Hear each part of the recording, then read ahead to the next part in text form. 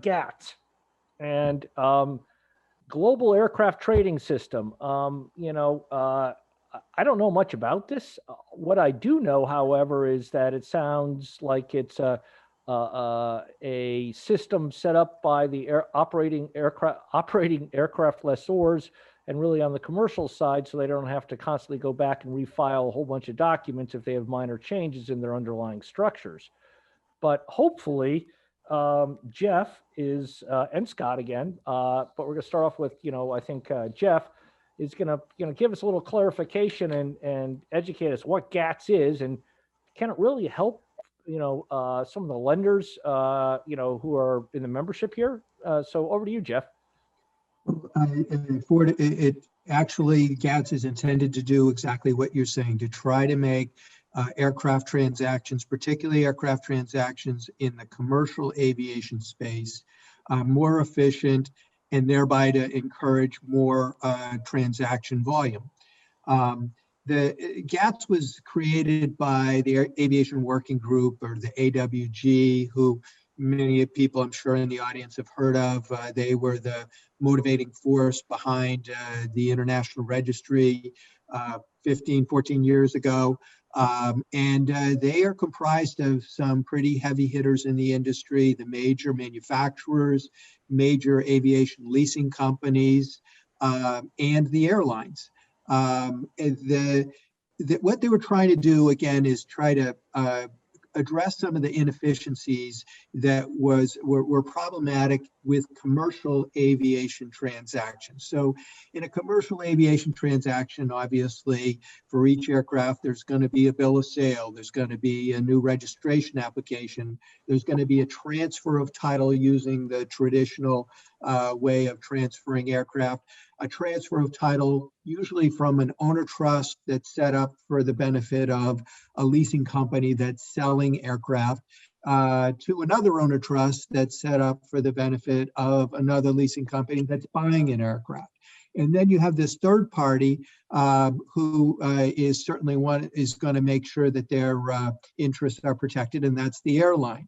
So there's a transaction that involves a lease. That lease is going to have to be assigned to another party, whoever the owner trust is that's acquiring it. The selling leasing company is going to say, hey, I want to be released from liability for everything going forward. The new leasing company obviously wants to make sure that the lease is assigned to their name. The airline wants their interest to be protected. And then you've got the complexity that's probably doesn't affect us too much, or at least we can work around it in the business aviation space. But if the aircraft that's involved is a scheduled airline that happens to be flying internationally, and you've got to wait for a flywire because you're doing a new bill of sale and a new registration application, that creates a real problem for the airline. So that's just one aircraft worth of situations that are going on. And in the commercial aircraft space, quite often these aircraft are sold 25, 50 aircraft, 100 aircraft at a time. So you can imagine the complexity of these transactions. You can imagine how much work goes into them and how much it costs to get it done. So the GATS, or the Aviation Working Group, tried to come up with some innovation that utilized some of the parties and ways of doing things that already existed in the industry, but try to package it up in a way that maybe used some more modern tactics for making the transactions flow easier, but it was still comfortable for people. So basically what they said is, hey, if instead of transferring title to all of these aircraft by a bill of sale from one owner trust to another owner trust, what if we just kept the same owner trust in force and the parties decided to transfer just the beneficial interest in the trust from the old leasing company to the new leasing company? What that would achieve is, well, you don't need to change the lease. You don't need to assign the lease because the owner trust is still going to be the lessor for the lease. You don't need to re-register the aircraft, so you don't need to worry about things like grounding an aircraft. It just makes a lot more sense to do it that way to expedite these kinds of transactions. And the whole goal here was to sort of lower the threshold for making these deals make more sense, less expensive, less work, in order to encourage people to trade aircraft. That's the whole idea. Let's make it easier to do aircraft transactions, especially in the commercial space. Can't we do that Now, right now just by selling you've got an entity that has title to an airplane and you just sell the interest in that entity to somebody else? I don't understand what's so revolutionary about this. well, that's part of the beauty, I think, of GATS is that part is not revolutionary. Yes, you're absolutely right. That can be done now, and occasionally it is, but it's never really been institutionalized, and there's never been a system where people are that people recognize is the way to transfer these beneficial interests and to memorialize them on an online system, which we're going to talk about that in a minute. So the GATS, some of the features just real quickly is, again, it utilizes trusts. Trusts are something that are very often used in commercial aviation transactions to hold title to aircraft that are registered in the US. The Aviation Working Group invested a lot of money and time into saying, well, let's take the existing trust agreements, the traditional trust agreements, and let's make sure that we have the most current best practices in the industry reflected in our set of trust documents. So they came up with a whole nother set of trust documents that are on an online platform. They went to the FAA and said, here's our GATS documents. We'd like for you to review these documents in advance to make sure that these documents are going to be acceptable to the FAA. And what that allows for is, in a GATS transaction, you don't need to have the GATS documents reviewed by the Aeronautical Center Counsel's office each time you do one of these transactions. So that simplifies that process. There's an online platform where you just merge the information, the aircraft information, for example, the parties, into the documents. There's digital signatures, and it's all controlled through an electronic escrow process that's part of the GATS platform. And then when the closings occur, it's all searchable in what's called the e-ledger. So the GATS platform has a search capability, so anybody can go in and find out what transactions or the information about transactions that closed using the GATS platform. Again, those transactions would be usually a transfer of a beneficial interest from one party to another party, or it may be a pledge of those beneficial interests on behalf of a lender. So some of the things that GATS has done were quite innovative and actually were sort of very consistent with some of the goals of the GAO report and the FAA modernization project. The online functionality, doing something that's fast and efficient, and people know what to expect, are all things, as Scott, I think, mentioned before, those are things that the industry can get behind because it's good for the industry to make these transactions more efficient. GATS focused on information collection about the parties who are involved in these transactions. It sets relatively high standards for, or I should say, for the standards that are required by regulated banks in the U.S. For KYC, to make sure, to the extent possible, that the trust companies know who they're dealing with. They know who the underlying owners are. They have collected the information that we now know from what Scott was saying before is the type of information that the FAA is going to want. And it enhances the transparency, which is another goal talked about in the GAO report, because these transactions are searchable on the GATS platform, in addition to the fact that any documents that needed to be filed with the FAA before, the trust agreement, for example, and things like that, they're still filed with the FAA, so they're still available on the FAA's database. Is this up and running right now, Jeff? Pardon? Is it up and running? Yes, it is. Actually, it started earlier this summer. It certainly hasn't been widely used so far. I think that's largely because of that of the pandemic. The airlines, the leasing companies, my goodness, they have a lot of fires to put out right now.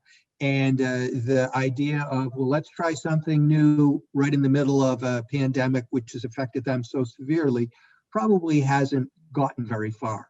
I think, though, if you look at it from the perspective of who's behind GATS, the muscle, industry muscle behind the GATS project, and the whole idea that this is going to increase efficiency, and its similarities with the goals of the FAA in modernizing its systems.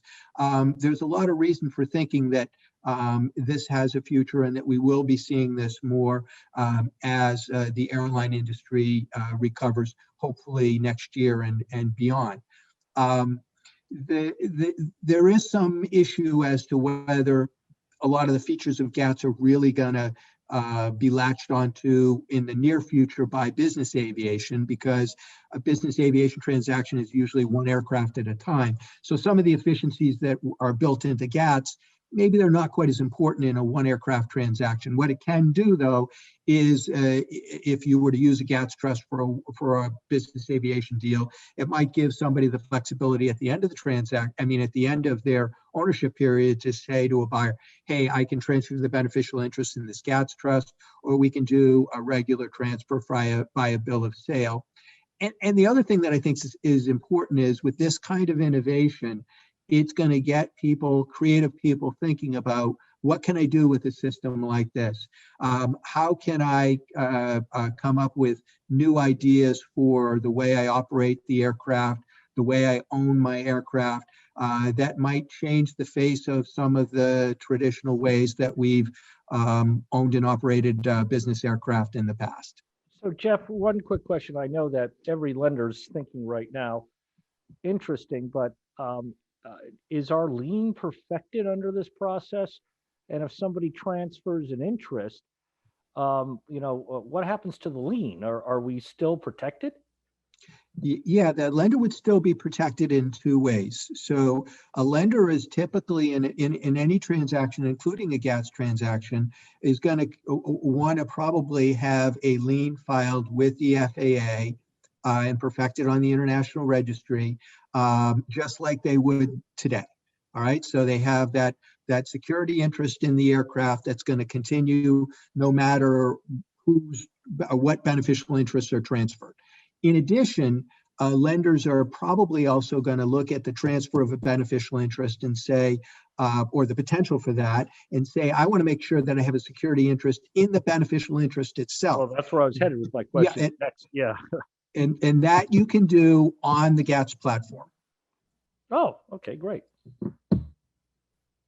So do you see their business aviation community really adopting this, or only, for situations like where somebody's financing, multiple aircraft? Certainly, when people are transferring multiple aircraft at a time, the GATS would make sense.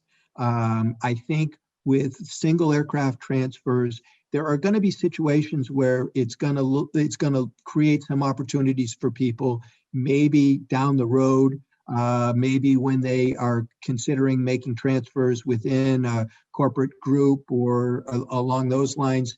GATS might give them some flexibility to do something like that easily.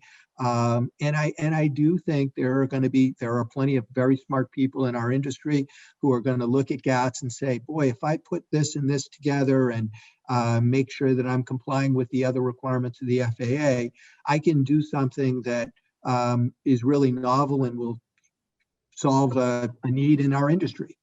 Great. Well, thank you. Unfortunately, we wanted to leave time for some Q&A, but we're already over time. We've discussed three significant topics here for the membership, and if people feel that one of these topics deserves a deeper dive, please, email Jim, email Karen, and we can do a deeper dive with a smaller group of people. And we encourage people to reach out if you feel that that's an important topic that you'd like to learn more about. And with that, just one quick moment, Jim, I think we're done here. And I'd like to thank everybody for joining. I know we've lost a few people already, and I apologize for going over by 5 minutes, but Jim, back to you for, a quick 10 seconds. Thanks, Ford. Thank you to Debbie, Ed, Scott, Jeff, and Ford for the time that went into putting this together. There was a lot of content here, and Ford hit on it. A few resources available on NAFA's website. We've got a summary memo on the GAO report that was prepared earlier this year. It's worth taking a look at. It gives you a little bit more background on the recommendations made to changes in the registry. There's also a great explanation on digital signatures and the difference between digital and electronic signatures. And we're trying to push out as much content as we can on GATS. GATS is something that will impact a lot of people who are on this webinar, and we think it's an important part of the future for the aircraft lending community. So with that, we'd ask that you lean on NAFA's exceptional network of experts for your transactional support. We have our past webinars, and this webinar will be available on NAFA website. And we also have upcoming webinars that will be planned in January, February, and March at this point through early next year. But again, these webinars are available for you to review after this conclusion today, and the prior webinars are also available on NAFA's website. With that said, again, thank you to everyone for your participation. We really appreciate it, and we look forward to seeing you at the next webinar.